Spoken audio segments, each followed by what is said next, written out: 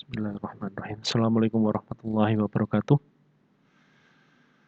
Salam sejahtera untuk kita semua. Semoga Anda dalam keadaan sehat hari ini dan seterusnya. Pada kesempatan hari ini, saya akan menyampaikan materi terkait dengan ejaan dan tanda baca. Materi ini sudah disampaikan sebelumnya di paparan RPS secara singkat, dan saya harap ini akan menambah kaidah pemahaman Anda terkait dengan penggunaan ejaan dan tanda baca yang sesuai, baik tulisan maupun lisan. Tapi dalam hal ini, materi yang akan disampaikan yaitu materi untuk kaidah tulisan.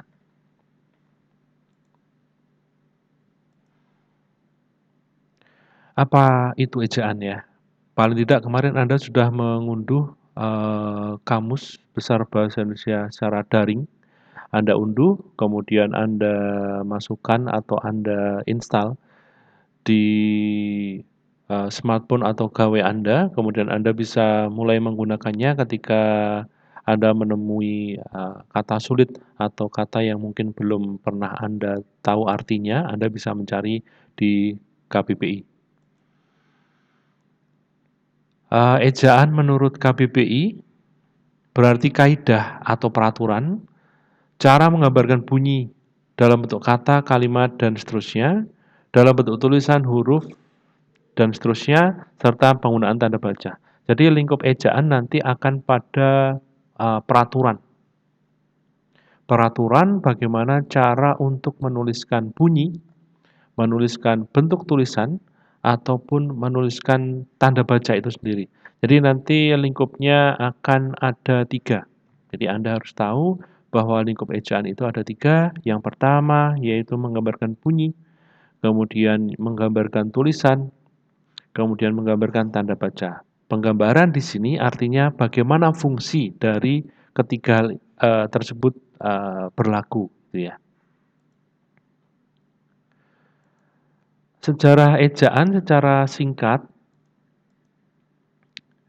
ada yang pertama ejaan Van Ophuijsen, dari namanya saja ini diinisiasi oleh orang Belanda. Kemudian yang kedua ejaan Swandi, ejaan Melindo, kemudian ejaan bahasa Indonesia yang disempurnakan, kemudian pedoman umum ejaan bahasa Indonesia. Mohon maaf. Untuk ejaan ini kita akan berfokus pada nomor 5 atau ejaan yang paling baru atau yang termutakhir itu ya. Pedoman Umum Ejaan Bahasa Indonesia atau PUEBI. Untuk yang pertama tanda baca titik. Fungsi tanda baca titik yang pertama mengakhiri kalimat. Jelas karena kalimat yang tidak diakhiri tanda titik tidak akan pernah berujung. Dan kalimat yang ideal adalah kalimat yang berawal setelah tanda titik dari kalimat sebelumnya. Jadi kalimat diakhiri dengan tanda titik. Contohnya Barack Obama tidak terlalu menyukai Donald Trump. Nah, Joe Biden pun sama gitu ya. Karena kemarin ketika saya melihat ada debat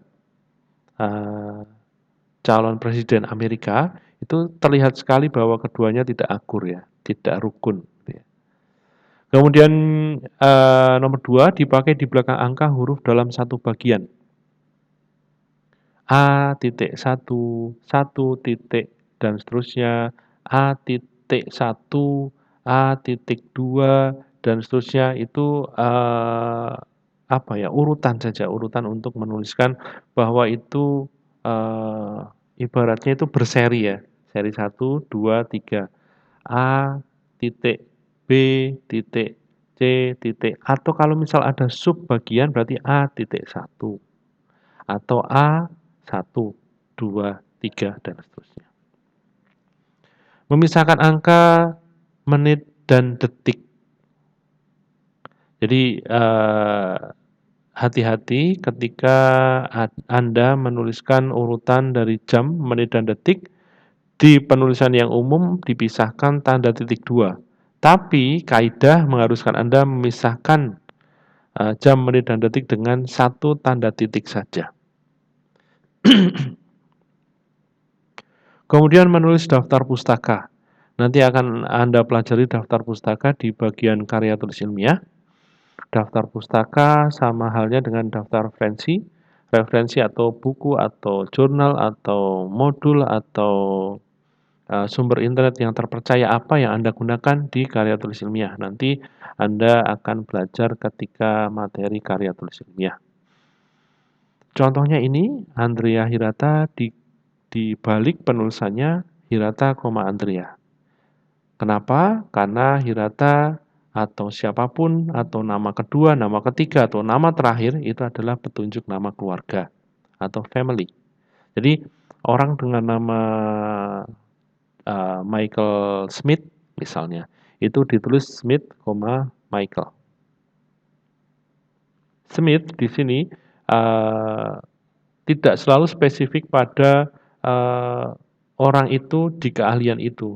Jadi orang akan mencari sumber informasi terkait dengan Michael Smith itu siapa? Apakah dia dari keluarga Smith yang saya maksud? Dan seterusnya. Gitu ya. Kemudian menulis bilangan ribuan dan kelipatannya. 7 juta, 7.000 ya.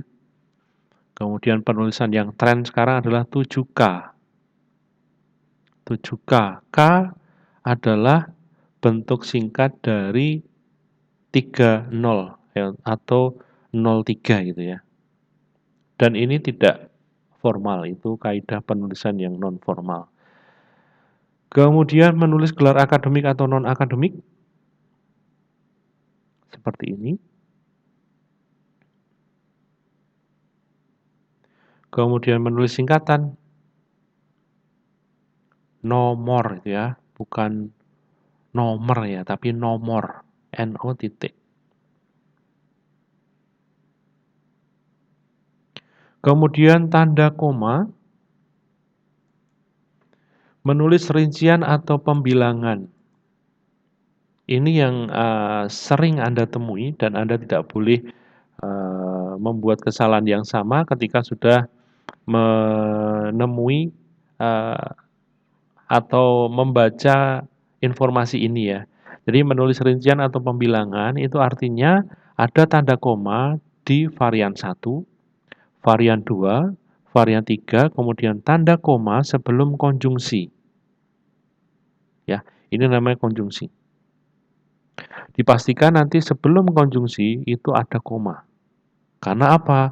Ini atau varian 1, varian 2, varian 3 itu berbeda dengan ini. Ini bukan varian, ini adalah penghubung. Ya, penghubung itu ya. Jadi dipastikan ada varian 1, varian 2, varian 3, koma, varian 4. Jadi sebelum varian 4 itu ada kata hubung, di sini juga diberi koma. Kemudian merah, biru, kuning ataupun putih. Sama halnya ya. Dipakai di belakang kata penghubung antar kalimat. Jadi ada kata hubung yang mengharuskan tanda koma hadir gitu ya. Kemudian memisahkan petikan langsung. Petikan pada kalimat langsung dipisahkan tanda koma sebelum tanda petik 2. Jadi sebelum tanda petik 2 harus diberikan penjeda dalam bentuk tanda koma. Memisahkan nama, alamat, dan tempat tinggal. Karena ketiganya merupakan bagian yang berbeda harus dipisah. Nama, alamat, keterangan kota. Jadi harus dipisah karena beda kepentingan gitu ya. Kemudian memisahkan kata ekspresi atau emosi. Amboy, wah, astaga gitu ya. Kemudian memisahkan nama dan gelar. Di sini sudah menggunakan tanda titik ya, seperti di depan atau sebelumnya. Kemudian di sini ada tanda koma sebelum gelar. Jadi dipastikan sebelum gelar itu ada tanda jeda berupa koma itu ya. Tidak terus tanpa koma, tapi harus diberikan tanda koma. Bagaimana nanti apabila ada gelar S2 misalnya ya. ST, MT. Sama halnya ST, S, titik, T, titik, koma, spasi, M, titik, T, titik. Jadi tetap diberikan tanda koma. Gitu ya.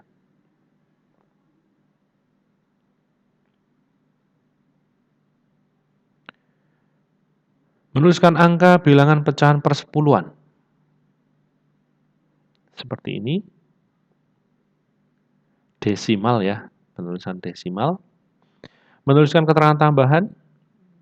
Di wilayah kami, misalnya, masih banyak siswa yang sakit karena kabut asap.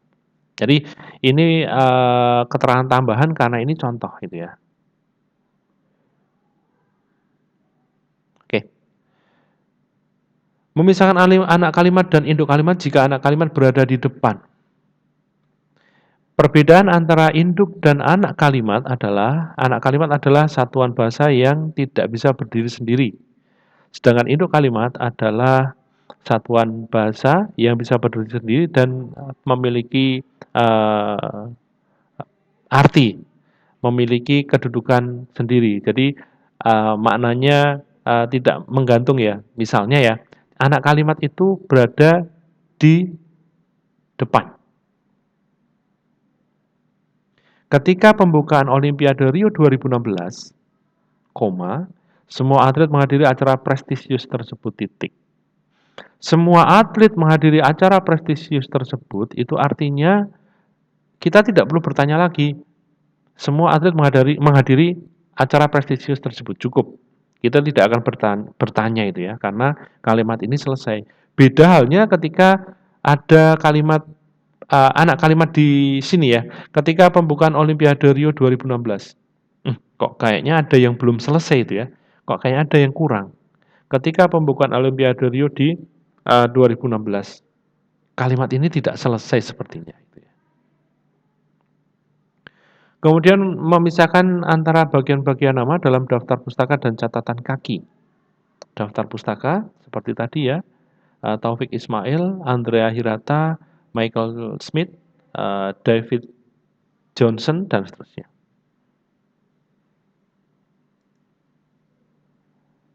Tanda titik 2 itu berfungsi sebagai pemisah antara kata umum dan kata khusus. Kata umum adalah kata yang cakupannya luas, skupnya luas gitu ya. Kemudian kata khusus itu yang menjadi bagian dari skup itu. Contohnya di sini adalah alat tulis itu adalah kata umum, kemudian kata khususnya pensil, penggaris, dan pena.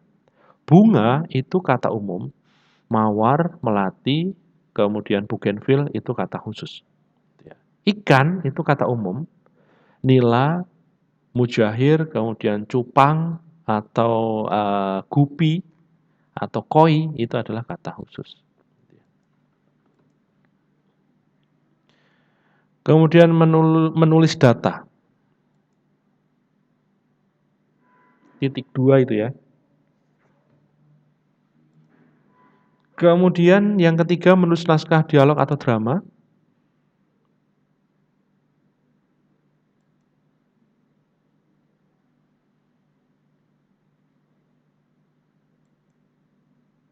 Kemudian yang keempat, memisahkan surat dan ayat tahun serta halaman dalam kutipan. Ini nanti kita akan sama-sama pelajari di materi karya tulis ilmiah. Kita awali nanti di materi paragraf, dispesifikkan atau dirinci nanti di materi karya tulis ilmiah. Bagaimana cara menulis kutipan, gitu ya. Ini nama orang, ini tahun sumber itu rilis, ini nomor halaman. Gitu ya. Tanda titik koma memisahkan bagian kata yang sejenis atau setara. Ingat, tanda titik koma menjadi pengganti konjungsi. Sedangkan.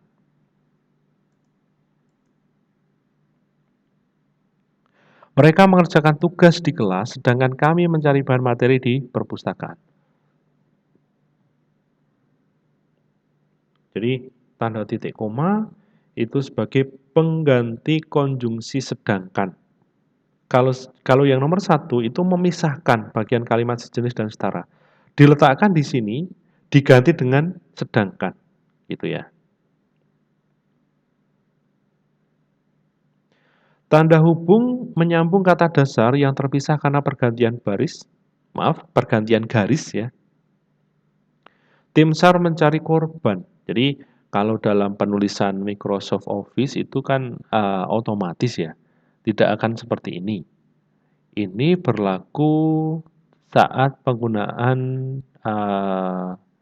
ragam bahasa tulis yang akan muncul seperti ini. Mungkin Anda akan menulis dalam satu baris kemudian tidak cukup. Anda memotong dengan tanda hubung, gitu ya. Memisahkan imbuhan dan petunjuk geografis se-Jawa, seluruh Jawa itu ya. Se-Bali, seluruh Bali. Se-Indonesia, seluruh Indonesia. Memisahkan singkatan kata asing dan imbuhan.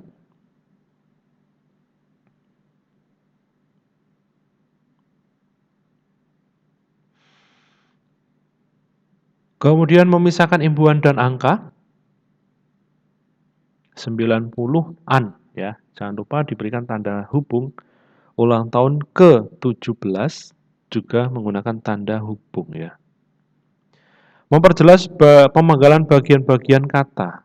25 ribuan. 25 ribuan. 20 lembar uang pecahan 5 ribuan.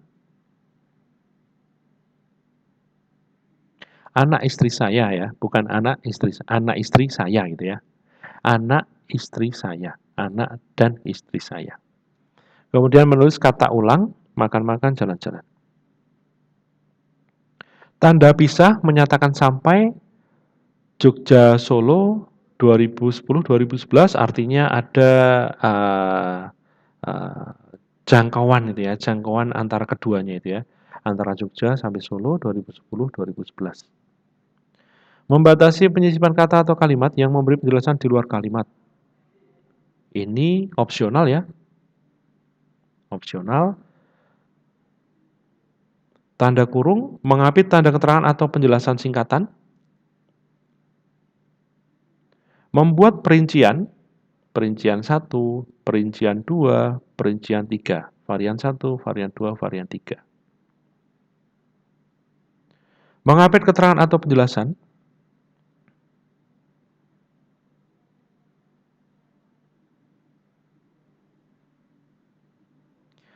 Kemudian masuk ke tanda petik, mengapit petikan langsung.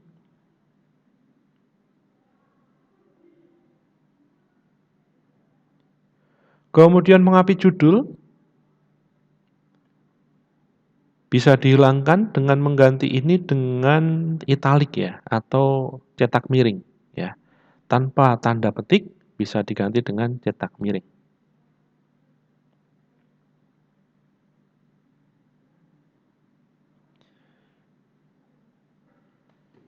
Kemudian mengapit istilah atau kata yang mempunyai arti khusus. Ya sedang sakau hingga pingsan. Kemudian mengapit julukan, ia disebut sebagai pendekar si pitung dari Betawi.